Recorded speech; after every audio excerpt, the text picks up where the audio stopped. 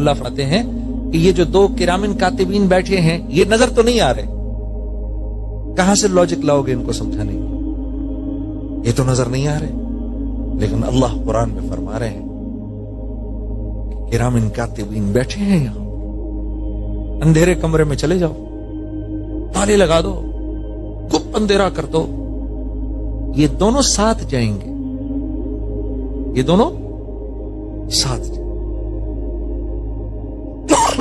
پھر اللہ کے نبی صلی اللہ علیہ وسلم نے فرمایا کہ قبر کو مٹی کا گڑھا مت سمجھو، یہ مٹی کا گھڑا نہیں، یہ یا تو جنت کا ایک باغ ہے یا جہنم کا ایک گھڑا ہے۔ تو یہ بات تو اگر ہم کو پتہ نہ چلتی تو دنیا کی کوئی لاجک اس کو ایکسپلین نہیں کر سکتی، لاجکلی ہم نہیں ایکسپلین کر سکتے۔ اس لیے متقی کی جو سب سے پہلی صفت اللہ نے خود بیان فرمائی ہے وہ ہے یؤمنون بالغیب۔ وہ کیا ہے؟ یؤمنون بالغیب۔ میرا نبی جو بات ان سے کہتا ہے سمعنا و اطعنا، یہ فوراً اس پر ایمان لے آتے ہیں۔ اے ابو بکر تیرا دوست کہہ رہا ہے، اے ابو بکر کیا یہ ممکن ہے کہ کوئی راتوں رات بیت المقدس جائے اور واپس آ جائے؟ آپ نے جواب دیا یہ تو مجھے نہیں پتا، بات تو یہ ہے کہ یہ بات کہی کس نے ہے؟ کہا یہ تیرے دوست نے کہی ہے، محمد نے کہی ہے صلی اللہ علیہ وسلم۔ کہ اگر انہوں نے کہی ہے تو صحیح کہا ہے، ایسا ہی ہوا ہوگا۔ صدیق اس پہ نام پڑا ہوگا۔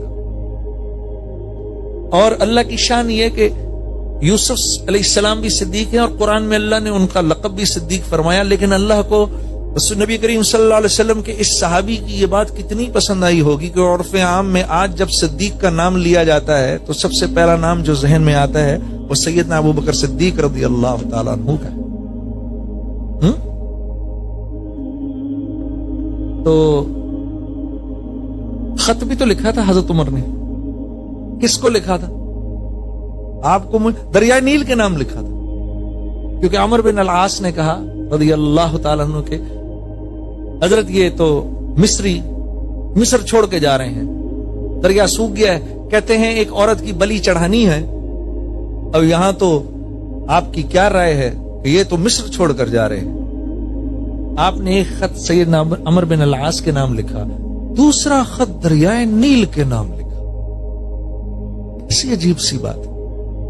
اچھا یہ بات عجیب یوں بھی ہے کہ جتنے بھی ویسٹرن ہسٹورینز تھے انہوں نے کہا کہ یہ بہترین موقع ہے، آج ہم دیکھنا چاہتے ہیں کہ مسلمانوں کا خلیفہ کیسے بے عزت ہوتا ہے، یہ ہم دیکھنا چاہتے ہیں۔ یہ بات اس لیے محفوظ رہ گئی تاریخ کے اوراق میں۔ ہمارے ہسٹورینز میں تو واللہ عالم پتہ نہیں کس نے لکھی، لیکن ان کے سارے ہسٹورینز نے اس بات کو کوٹ کیا ہے۔ وہ گئے دیکھنے کے لیے کہ دیکھیں تو صحیح آج مسلمانوں کا خلیفہ جو ہے وہ کیسے بے عزت ہوتا ہے۔ اس خط میں لکھا ہوا تھا اے دریائے نیل، اگر تو اپنی مرضی سے بہتا ہے تو ہمیں تیری ضرورت نہیں، اور اگر تو اللہ کے حکم سے بہتا ہے تو زمین پر اللہ کا خلیفہ عمر تجھ کو حکم دیتا ہے کہ تو چل۔ یہ لکھا تھا اس خط کے اندر۔ وہ خط بیچ میں رکھ دیا گیا میرے دوست۔ وہ دریائے نیل جو چلا ہے یہ وہ دنیا کا واحد دریا ہے جس کا پاٹ آج تک کبھی کم نہیں ہوا۔ تو تیسرا انعام کیا ملے گا؟ یہ ساری مخلوق آپ کی مرضی کے مطابق آپ کو نفع پہنچائے گی۔ یہی ہوا جب آپ چاہو گے ٹھنڈی ہو جائے گی، آپ چاہو گے گرم ہو جائے گی۔ یقین نہیں آتا؟ فرما برداری کر کے تو دیکھو۔ ہاں، یہ بارش تب برسے گی جب آپ چاہیں گے، یہ رک جائے گی جب آپ نہیں چاہیں۔ میرے دوستو، اللہ کے وعدے سچے، ہمارے یقین کمزور ہے۔ یقین کرو، میں کیسے بتاؤں وہ کتنا شاکر رب ہے، قدردانی کی انتہا ہے، قدردانی کی انتہا ہے وہ اللہ۔ یہ تو اس کے ساتھ معاملات نہیں کرتے ایسی۔ میں دوستوں سے کہتا ہوں، اپنے بارے میں بھی کہتا ہوں، ہم ایک انتہائی بورنگ زندگی گزارتے ہیں۔ ہماری زندگی بڑی بورنگ سی زندگی ہے. مشاہدے کے مطابق زندگی گزارتے ہیں. جو نظر آتا ہے اس پر یقین کرتے ہیں, جو نظر نہیں آتا اس پر یقین ہی نہیں کرتے. اللہ کو معاملات کے بیچ میں ہی نہیں لاتے, لائف کو انٹرسٹنگ ہی نہیں بناتے. اپنی لائف تھوڑی انٹرسٹنگ بناؤ نا, کچھ اللہ سے معاملات تو کرو, مان کے تو دیکھو یار اگر میں یوں کروں گا دیکھ لوگ, ارے لوگ کیا کہیں گے,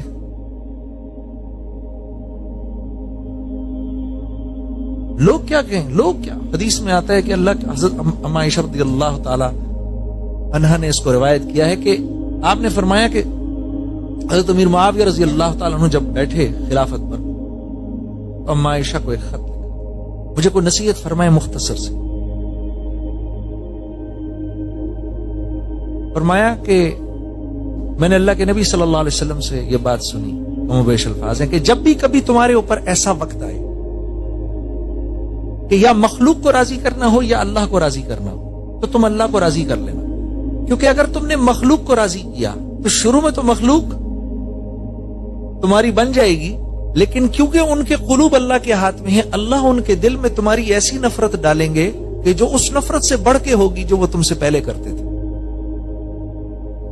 اور اگر تم نے اللہ کو راضی کیا تو اسی طرح سے شروع میں مخلوق تو ناراض ہو جائے گی, لیکن کیونکہ ان کے قلوب اللہ کے ہاتھ میں ہیں, اللہ ان کے دل میں تمہاری ایسی محبت ڈالیں گے جو اس محبت سے بڑھ کے ہوگی وہ جو وہ تم سے پہلے کرتے تھے.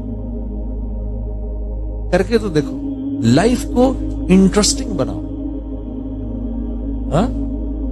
کہ میں لوگوں سے کہتا ہوں جینے کا مزہ لو, ورنہ یہ زندگی تو سوائے تکلیفوں کے اور کچھ ہے ہی نہیں. زندگی کا مزہ لینا ہے نا تو اللہ کا بننا پڑے گا, پھر ایک حفاظت کا نظام چلے. حضرت ابراہیم علیہ السلام سے تو پوچھو نا, جب ان کو پھینکا گیا آگ کے اندر کیا جذبات تھے ان کے.